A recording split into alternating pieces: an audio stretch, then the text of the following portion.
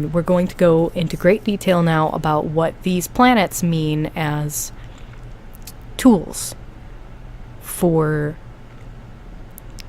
looking closely at these different areas, these different organs, and look at an interaction that's happening there, right? If you are looking to diagnose a health problem in the physical body, first you want to kind of narrow down which organ the pain or discomfort is actually happening in, and there's a lot of health problems that can be very deceptive about the true origin of the pain, right? You may be having, say, a stomach ache, and that's the only thing that you can feel, and you're having these other symptoms and you're just not really sure where it's coming from, but closer inspection can reveal that through blood work, maybe there's a problem in the kidney, actually. Our bodies sometimes aren't very specific with the area of pain correlating to the actual problem. So we have to analyze it carefully with tools, right? Blood work is a tool that we use to make a physical diagnosis of a health problem. So when we use these introspection and meditation techniques, these are basically surgical tools that we're using to dissect and look at different organs of the psyche, different areas there may be discomforts or problems. So look at this as you would a diagram, perhaps, of the human anatomy, a picture of the body, and we're trying to narrow down and kind of identify why we may be reacting undesirably, inappropriately, or otherwise to certain stimuli that are happening, whether they're coming from the inside and we have no explanation for it, like when you get a bad feeling and you just do not know why, or when you're reacting inappropriately to an outside stimuli, you see something happen and it just sends you into a fit of rage and you don't know where that reaction is coming from, right? We need to get really specific with what is going on. So this diagram is your total mind, the subconscious and the conscious working together to create your reality. So let's go. There's a little synopsis here in the bottom right showing the phases of life again. So you can see those illustrated in their pairs here, and recapping their functions. But please, feel free to pause and go back through in detail the explanations of the phases of life we've already talked about. And here we introduce the planets and their correlating tool. So, full disclaimer here, right? These rulerships, the zodiacal rulerships, you may have learned from other astrological sources that there are signs with dual rulership, or the ruling planet is different than what you're seeing here. That's gonna happen. These are not necessarily the traditional ones. These are conclusions that I've come through working very hard for a long time on understanding these things and coming up with the complete system that works. Please understand, I'm not saying this is the be-all, end-all, correct, I know everything, I'm better than everybody else kind of thing. It's taking into account that there may have been some mistranslations, misunderstandings from people who looked at these deeply pagan phenomenon, who may not have had the full intention to understand, if you take my meaning. A lot of the write-ups that were done from some of these ancient pagan cultures were done from a very colonial perspective. So we have to be very careful about these assumptions, translations, right? Would you necessarily take Julius Caesar at his word for, a perfectly accurate depiction of the Gauls? Absolutely not, right? His language is colored by this resentment and hatred and will to exterminate them. So you're not going to take his depictions of their rituals as fact, right? You have to take a step back and look at the very practical application of these systems. And I, as a practicing pagan for my entire life, came to these conclusions based on their innate integrity, usefulness, relation to one another. So whether it's the be-all and end-all correct thing, I guess you'll have to just kind of trust me that it works together in a very cohesive way. So it is complete unto itself. So we're going to be looking critically at the planets as tools, right? Very kind of weird thing to think about, right? Planets are these big balls of whatever floating around in the sky, but as their gravitational pull influences us at the time of our birth, to whatever degree is not really that important. You know, we could argue endlessly about how much impact these physical forces actually have on shaping us as a person, more just that things were a certain way at this time. And it may be that other factors were influencing our natal conditions a lot more. Maybe it has less to do with the planetary gravitation and it has more to do with the season or the temperature, right? There's, animals can change the gender of their offspring just by the temperature that they're gestating at, right? Natal conditions are very, very complicated. We don't really fully understand all the things that go into, making babies, basically. It's still a little bit unknown to us exactly why they turn out the way they do, why we experience complications, what things we have control over, or what we can do to get the best outcome, right?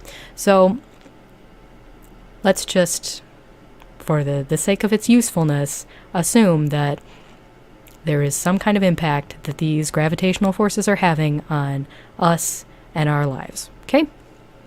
Tools. Along the way through this cycle, an impulse is going through a sign that has one or more planets in it and may be modified in more ways. Think of the planets like tools that have been given to that sign to do its job. For this reason, it is easy to see why we prefer to deal with issue in the signs where we have a lot of tools. We're well prepared, right? But this can also cause the input to be constantly shaped by those forces, and it can be harmful to innovation. But hey, if it ain't broke, don't fix it. This is only a negative thing when you keep using the same approach to the same situation and it isn't working, and you want to change, to advance yourself. So, some little disclaimers there too about it's not necessarily a bad thing to have a comfort zone or to be operating from a territory that you're comfortable in, right? These are influences to really look at when you're looking to change your behavior and you're noticing that you kind of keep doing the same thing and it's not working. And you want to do something different. You want to try something new and see if it goes better, but you fall into old patterns. That's where we use natal charts. The sun is a mask, allowing you to decorate yourself with the outward appearance of the sign it is in. This persona protects you from judgment as you collect sensory input for your other spirit organs and allows you to beguile onlookers into opening up to you as a kindred spirit. In order to wear this mask effectively, you must be able to wear its coordinating skin. The moon is a mirror, allowing you to look back at your deep places. Wherever it is placed in your chart serves as a reminder of the ever-present, invisible soul and can act as a shortcut in your individuation process if you learn to use it to plunge deeper into your personal feelings and intuition. Mercury is a pair of glasses giving you clarity, enhanced sight, and ability to see hidden details.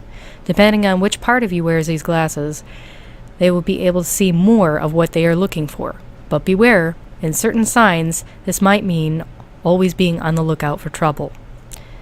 Use them to read between the lines and see beyond the obvious, and most of all, try to see through others' eyes. Mars is a sword to wield against your enemies.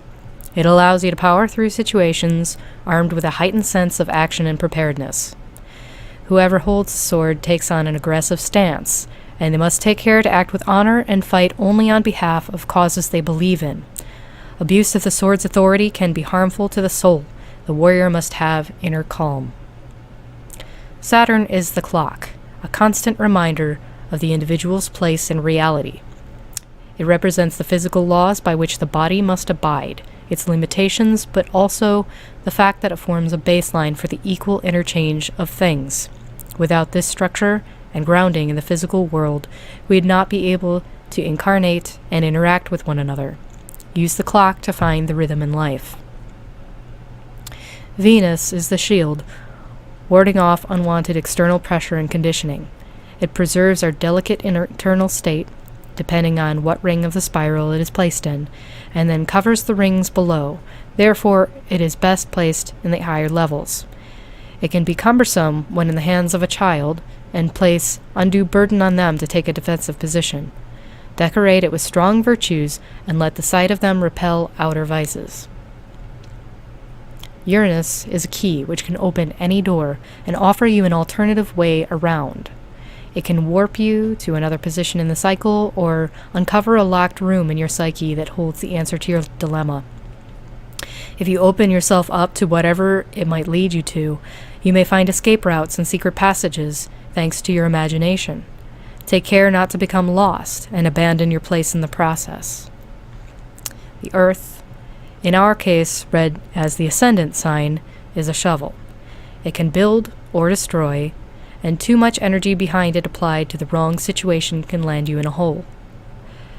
The sign it is in will be able to do a large volume of its task, but it needs proper guidance and well-laid plans to keep on track. Use the shovel to dig your moat, make your bricks, or find your gold. Ceres is a rake, despite being a minor planetoid/asteroid. It can be used to gather facts into more manageable piles. It can also be used to redistribute them, smooth them out, or create patterns in them like a Zen sand garden. This is an analysis tool, and wherever it is, it can give you an alternative vantage point, an ability to pick things apart and look at them piecemeal or as a whole. Neptune is a bag that increases the volume of whatever you carry in it, depending on what sign it's in.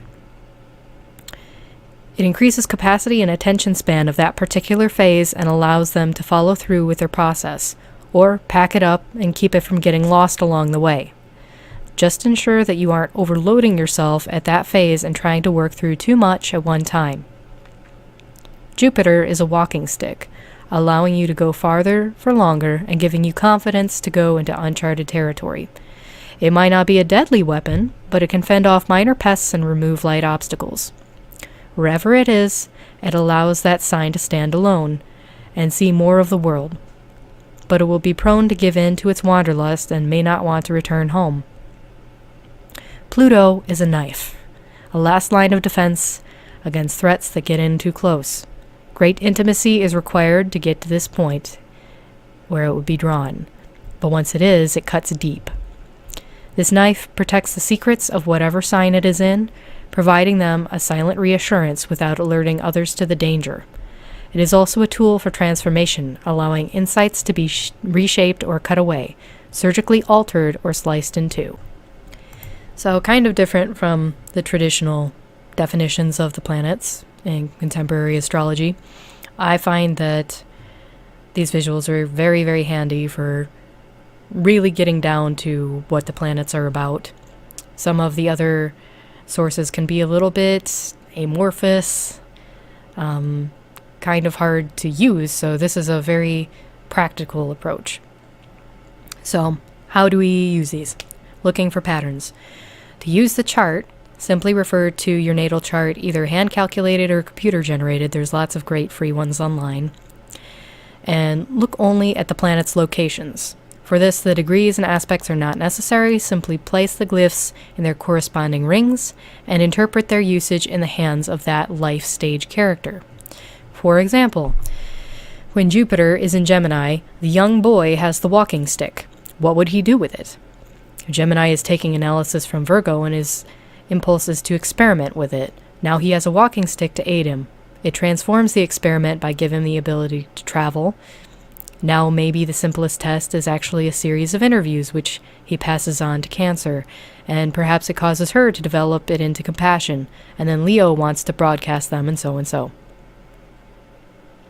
What is happening at each ring is we are alchemically which is symbolically and psychologically, transforming an impulse, which may have originated as a sensation from the external or an intuition from the internal, and is cycling its way through to become a feeling on the inside or action on the outside. It may transmute into any other thing at any other point. There are infinite possibilities. But we can examine trends in our behavior, the types of thoughts we are actually following through on into action, and vice versa, the types of actions that are evoking thoughts. Deriving meaning. This diagram is particularly effective for analyzing life situations where divination systems such as tarot, numerology, or runes guide the individual in question and answer from assigned symbols. This approach very actively engages the individual in a train of thought about usage. Think about the following questions. What is going on here? What are my personal goals, if I'm completely honest with myself? What were my goals as a child? How have they changed as I've matured? Now on this specific issue, how have I developed my opinions about it? Have I conducted my own research or relied on external sensation? How do I feel about it? How could I give myself a different point of view about it? Is it worth my time to do so? If I'm taking the time to think about it now, it must be bothering me on a subconscious level. What does this thing really mean to me? It is important to consider the subconscious's input when engaging in a conscious introspection. Try to push past words like logical, particularly if you have been trained in classic debate or critical thinking. This isn't a math problem, there isn't a singular solution. This is a life experience that you are having, so just take a moment to appreciate that you are alive and you are experiencing it. So let's look at the use in dream reading. As Jung encountered when he was developing a system of psychoanalysis, within the collective unconscious there is a set of universal archetypes which make symbolic appearances in our dreams. It is possible to use the planetary associations of these items to gain insight into where we might have a blockage or something we need to work through in our individuation process. In your meditation, try to visualize a pendulum or other rhythmic motion, and begin to focus on striking a balance between conscious thinking and subconscious feeling. Make sure you are not acting without analyzing, and make sure your inner children are having their turn in the physical world to ensure that they don't become suppressed or resentful. This could be taken as literally or metaphorically as need be. Finding balance.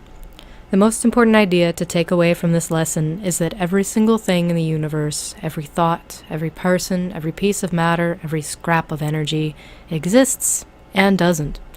It's supposed to be there. Each part is a component of creation. It is very easy and tempting as humans to simply deny the position, meaning, or usefulness of something we don't understand or agree with. In astrology, it is possible to identify and form associations with virtually everything, and thus force the conscious mind to accept a sensation of oneness. This is what we are really striving to do. If the conscious mind and the subconscious soul are in sync, the soul is alive and the mind is compassionate. The goal in life is not to be any one thing in particular. There is not one correct answer for who you are, but the approach of the self and the journey on the path to enlightenment are the most fulfilling tasks that one can undertake, regardless of your personal belief in karma or the afterlife. Humanity is ours to love. So I really hope that you found this information helpful. I know it's a lot to get through, so much content. Feel free to leave specific questions if you have any, but I will say I probably won't be addressing too many questions here in the beginning because the likelihood is very, very high that the answer will be included in a video that's already planned for the future. I have dozens, if not hundreds, of more videos to make, so I think the most productive thing at this juncture here in the beginning is just to get as much of the topical content done as possible, get it all organized and available for you, and the answers will probably be in there as we move forward. I want to thank you so much for spending this time with me and giving me your attention, and I do sincerely hope that it creates some value for you in your life, in your individuation process, and growing as a human being. Peace and love to you.